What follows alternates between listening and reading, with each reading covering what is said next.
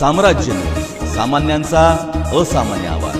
राज्यातील जिल्हा परिषद आणि पंचायत समिती निवडणुकांबाबत महत्त्वाची घडामोड समोर आली असून या निवडणुकांसाठी आवश्यक असलेली प्रक्रिया पूर्ण करण्यासाठी 10 फेब्रुवारीपर्यंत मुदतवाढ देण्यात यावी अशी विनंती राज्य निवडणूक आयोगाने सर्वोच्च न्यायालयात केली आहे। राज्य निवडणूक आयोगाकडून न्यायालयात सादर करण्यात आलेल्या विनंतीत स्थानिक स्वराज्य संस्थांच्या निवडणुकीसंदर्भातील विविध कायदेशीर व प्रशासकीय बाबींचा उल्लेख करण्यात आला आहे।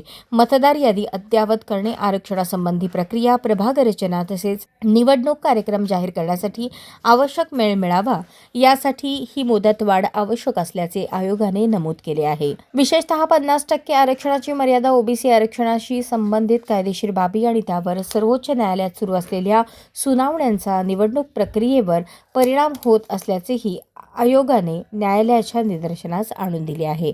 दरम्यान राज्यातील अनेक जिल्ह्यांमध्ये जिल्हा परिषद आणि पंचायत समित्यांचा कार्यकाळ संपला असून प्रशासकांच्या माध्यमातून कारभार सुरू आहे। त्यामुळे लोकप्रतिनिधींच्या निवडणुकीसाठी निवडणुका केव्हा लागणार याकडे नागरिकांसह राजकीय पक्षांचे लक्ष लागले आहे।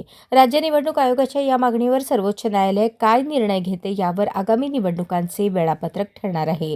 या पार्श्वभूमीवर जिल्हा परिषद व पंचायत समिती निवडणुकांचा मुद्दा पुन्हा एकदा ऐरणीवर आला असून न्यायालयाच्या निर्णयाकडे संपूर्ण राज्याचे लक्ष लागले आहे।